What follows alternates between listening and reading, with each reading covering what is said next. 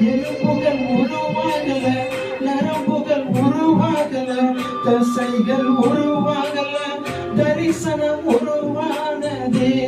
என் குருவிலே தரிசனம் உருவானதே.